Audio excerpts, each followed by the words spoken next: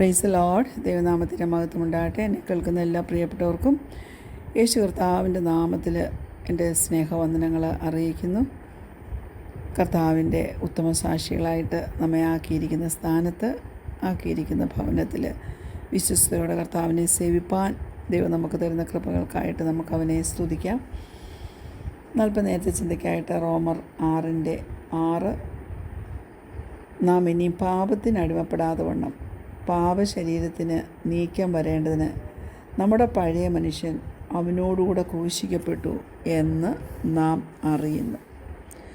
നമ്മൾ പലരും പറയുന്നത് ഇങ്ങനെ കേട്ടിട്ടില്ലേ, ഞാനൊരു ക്രിസ്ത്യനാണ്, അതുകൊണ്ട് ഞാൻ എപ്പോഴും എൻ്റെ സ്വയത്തെ അങ്ങ് ക്രൂശിക്കും. ദൈവത്തിനാണ് ഞാൻ എൻ്റെ ജീവിതത്തിൽ പ്രാധാന്യം കൊടുത്തിരിക്കുന്നത്. യേശു കർത്താവ് എൻ്റെ ജീവിതത്തിൽ വളരണം, ഞാനോ കുറയണം.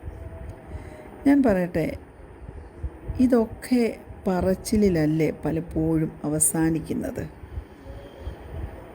നമ്മളെ തന്നെ നമ്മൾ ഇല്ലാതാക്കുക, കുറച്ച് കാണുക, ഇതൊക്കെ ഒരു ഇൻഫാക്ച്വേഷനായിട്ട് പോവല്ലേ.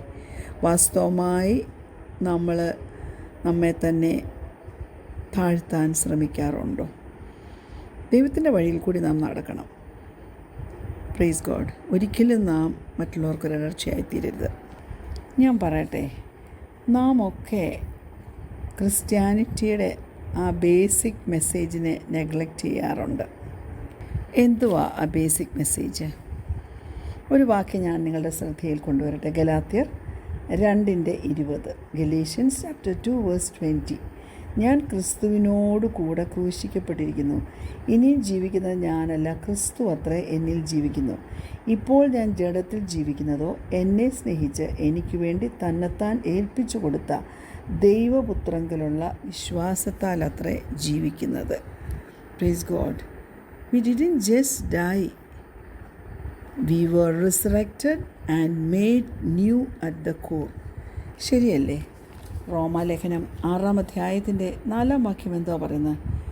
അങ്ങനെ നാം അവൻ്റെ മരണത്തിൽ പങ്കാളികളായി തീർന്ന സ്നാനത്താൽ അവനോടുകൂടെ കുഴിച്ചിടപ്പെട്ടു. ക്രിസ്തു മരിച്ചിട്ട് പിതാവിൻ്റെ മഹിമയാൽ ജീവിച്ചെഴുന്നേറ്റതുപോലെ നാമും ജീവൻ്റെ പുതുക്കത്തിൽ നടക്കേണ്ടതിന് തന്നെ. അതുപോലെ നാം അറിഞ്ഞിരിക്കേണ്ട, നാം പ്രാധാന്യം കൊടുക്കേണ്ട ഒരു വാക്യമാണ് എഫേസ്യ ലേഖനം 2:6 വാക്യം. ആ വാക്യം ഇങ്ങനെ പറയുന്നത്, 6ാമത്തെ വാക്യം: ക്രിസ്തുവേശുവിൽ നമ്മെക്കുറിച്ചുള്ള വാത്സല്യത്തിൽ തൻ്റെ കൃപയുടെ അത്യന്ത ധനത്തെ വരും കാലങ്ങളിൽ കാണിക്കേണ്ടതിന് ക്രിസ്തുവേശുവിൽ അവനോടുകൂടെ ഉയർത്തെഴുന്നേൽപ്പിച്ച് സ്വർഗത്തിൽ ഇരുത്തുകയും ചെയ്തു. 7ാമത്തെ വാക്യം കൂടെ ചേർത്താണ് ഞാൻ പറഞ്ഞത്. ഞാൻ പറയട്ടെ, then why are we trying to kill what has already been made new? ക്രിസ്തു യേശു നമ്മെ ജീവൻ്റെ പുതുക്കത്തിൽ നടത്തുക ദൈവമക്കളെ.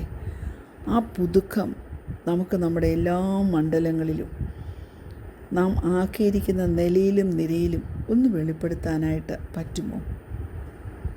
ഒന്നുകൂടെ ബെറ്ററായിട്ട് ജീവിപ്പാൻ, ഒന്നുകൂടെ നമ്മെ തന്നെ ഒന്ന് ശുദ്ധീകരിക്കുവാൻ, എന്നിട്ട് ഓരോ ദിവസവും പ്രൈസ് ഗോഡ് പുതിയ കൃപ പ്രാപിച്ചുകൊണ്ട്, ഞാൻ പറയും, ഒരു റീസ്റ്റാർട്ട് ബട്ടൺ ഉണ്ടെങ്കിൽ ഹല്ലേലൂയ സ്റ്റാർട്ട് ചെയ്യുന്നത് പോലെ പുതുക്കത്തിൽ നടക്കുവാൻ തക്കവണ്ണം നമുക്ക് ഏൽപ്പിച്ചു കൊടുക്കാമേ. Price God. ഹല്ലേലൂയ. കർത്താവ് തീർച്ചയായിട്ടും നമ്മെ അതിന് സഹായിക്കും. പക്ഷേ നമുക്ക് അതിന് മനസ്സുണ്ടായിരിക്കണം. റോമാലേഖനം 6:13 ഇങ്ങനെ പറയുന്നു. റോമൻസ് ചാപ്റ്റർ 6:13 ഇങ്ങനെ പറയുന്നു. Price God. ഹല്ലേലൂയ. നിങ്ങളുടെ അവയവങ്ങളെ അനീതിയുടെ ആയുധങ്ങളായി പാപത്തിന് സമർപ്പിക്കുകയും അരുത്. നിങ്ങളെ തന്നെ മരിച്ചിട്ട് ജീവിക്കുന്നവരായും നിങ്ങളുടെ അവയവങ്ങളെ നീതിയുടെ ആയുധങ്ങളായും ദൈവത്തിന് സമർപ്പിച്ചുകൊള്ളുകയും. പറ്റുമോ? നീതിയുടെ ആയുധങ്ങളായി ദൈവസന്നിധിയിൽ സമർപ്പിച്ചുകൊണ്ട് ജീവിപ്പാൻ തക്കവണ്ണമുള്ള ഒരു തീരുമാനം നാം എടുത്താൽ തീർച്ചയായിട്ടും അതിന് തുണ നിൽക്കുന്ന ഒരു പരിശുദ്ധാത്മാവുണ്ട്. 1 കൊരിന്ത്യർ 6 അതിൻ്റെ 17 വാക്യത്തിൽ ഇങ്ങനെ പറയുന്നു: കർത്താവിനോട് പറ്റിച്ചേരുന്നവനോ അവനുമായി ഏകാത്മാവ് ആകുന്നു. Praise God.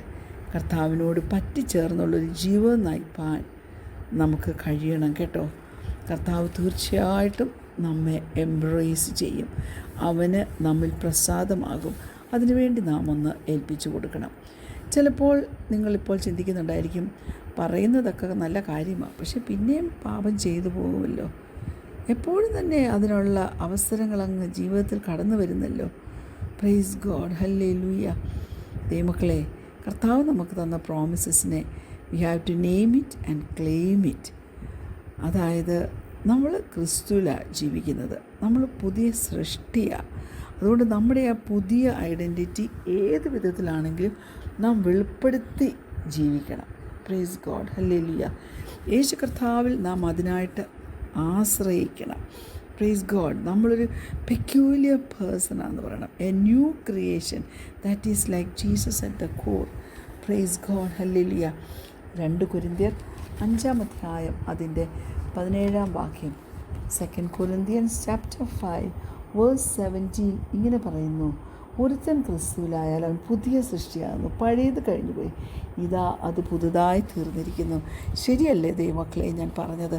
നമ്മളെ പുതുക്കുന്നൊരു ദൈവം, അല്ലേ? പുതുക്കത്തിൽ നമ്മെ നടപ്പാൻ നമ്മെ സഹായിക്കുന്ന ഒരു ദൈവം. ആ ദൈവത്തിൻ്റെ സ്നേഹത്തിൽ ഉറച്ചു വിശ്വസിപ്പാൻ നമുക്ക് കഴിയണ്ടേ?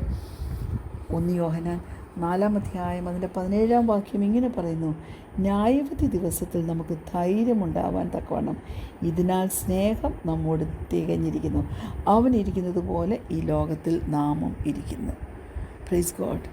U are not like the guy next door. നീ ഒരു ഡിഫറെൻറ്റ് പേഴ്സണാണ്. അതുകൊണ്ട് യേശു കർത്താവിൻ്റെ പരിജ്ഞാനത്തിൽ വളരുവാൻ തക്കവണ്ണം നാം നമ്മെ തന്നെ ഏൽപ്പിച്ചു കൊടുക്കണം. ഓരോ ദിവസവും നാം പഠിച്ചുകൊണ്ടായിരിക്കുന്നത്, അല്ലേ?